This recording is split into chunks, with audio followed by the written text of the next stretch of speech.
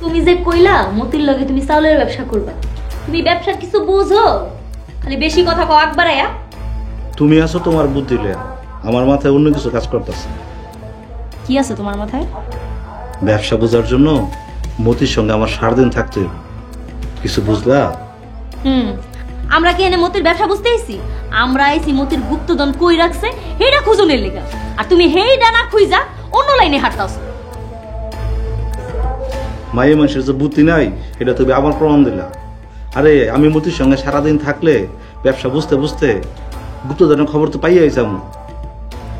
এইটা তো তুমি ঠিকই কইছো, আমি তো এমন করে ভাইবা দেখি নাই।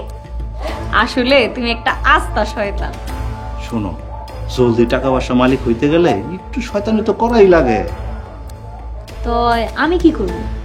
তুমি সুযোগ বুঝা ঘর বাড়িতে খালি গুপ্তধন খুঁজতে থাকবা, এটা খুঁজে পাইলেই তো আমার খবর হয়ে গেছে। কিন্তু বাড়ির ভিতরে যে কামের মাইয়া ফুলি, ও সব সময় খালি ওই ঘরের মধ্যে থাকে, ওর লেগে তো কিছুই করতে পারবো না। শোনো, ফুলির লগে খাতির জমাও, টাকা পয়সা লোক দেখাও, দেখবা ফুলিও তোমার সাহায্য করবে। আচ্ছা ঠিক আছে, দেখি কি করা যায়। অনেক রাত হয়েছে, ঘুমা।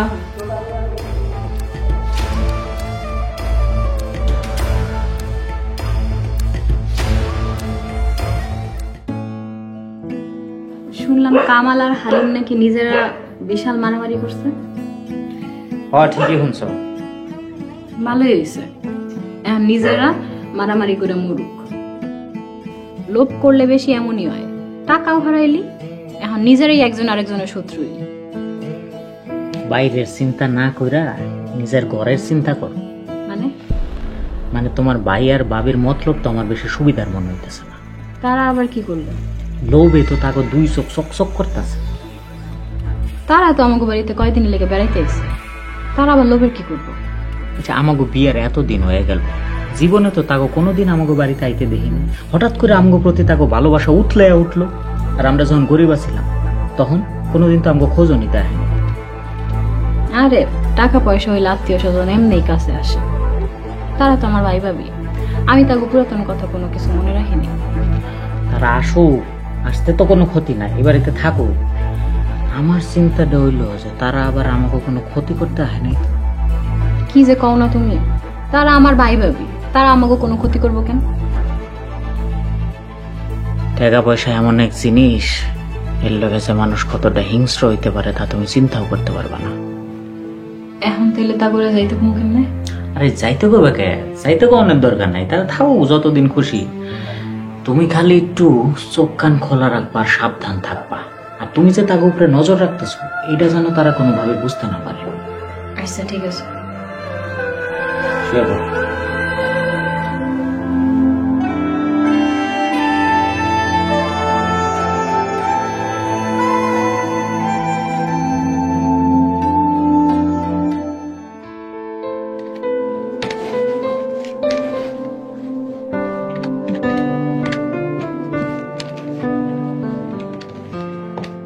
করিম,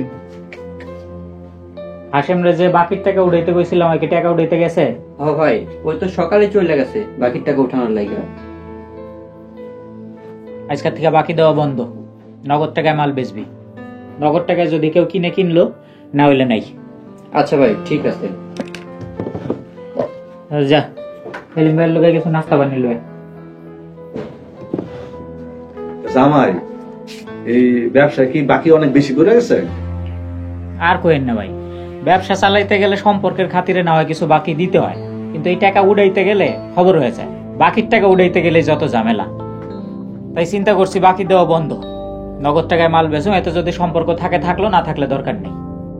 হ ঠিকই কইছো, এই বাকির টাকা তুলতে গেলে অনেক ঝামেলা। আচ্ছা জামাই, এই সালাই ব্যবসা করতে কত টাকা লাগে?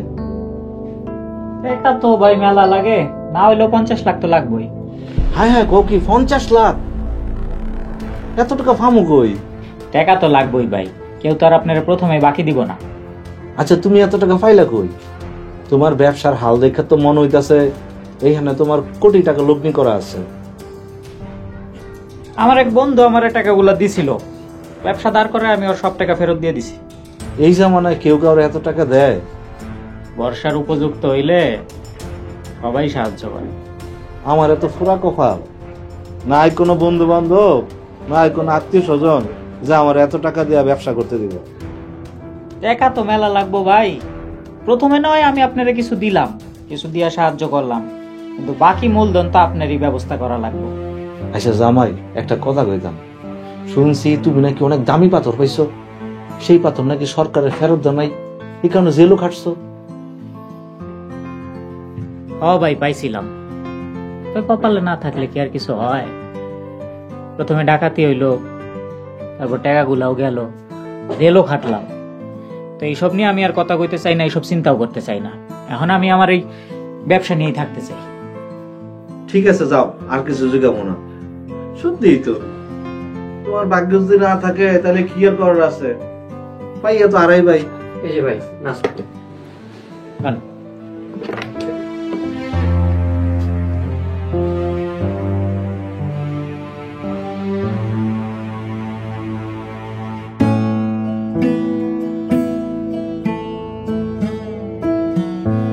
ফুলি, ফুলি, আয় ফুলি। জি আপা। শোন, আমি একটু বাইরে যাইতেছি, তুই রান্না শেষ করে গোসল করে নিস। আচ্ছা।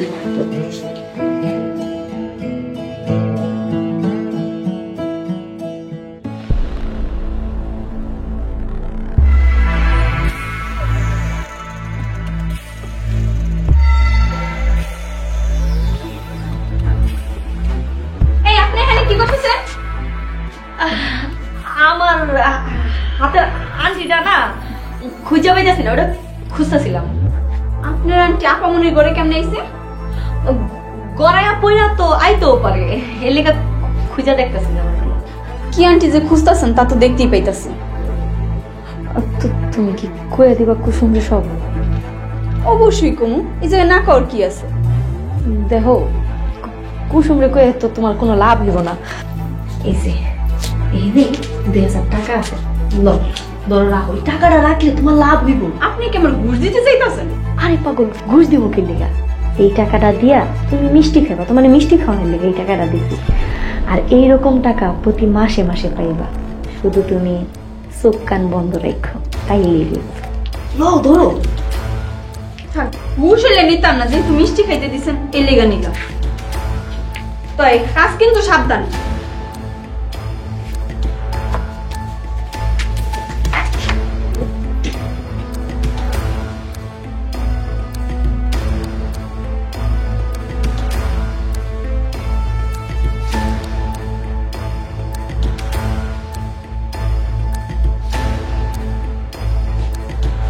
কই রাখছে?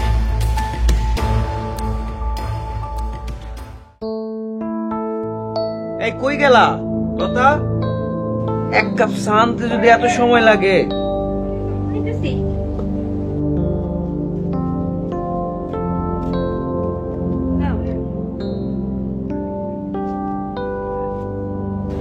আচ্ছা, একটা কথা কই, হালিম খানের মারণের পর পরিবেশটা পুরাই ঠান্ডা হয়ে গেল, ব্যাপারটা কি?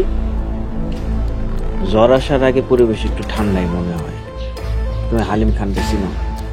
ও আমার মারার লেগা সুযোগ খুঁজতেছে, সুযোগ পাইলেই কাঁচা খায়া ফেলবো।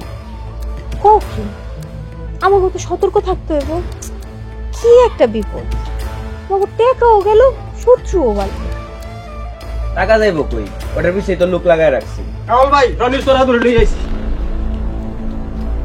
রনি, যদি জানে বাঁচতে চাস সত্যি সত্যি করে রাখো, আমার বাড়িতে কি কি চুরি করছস?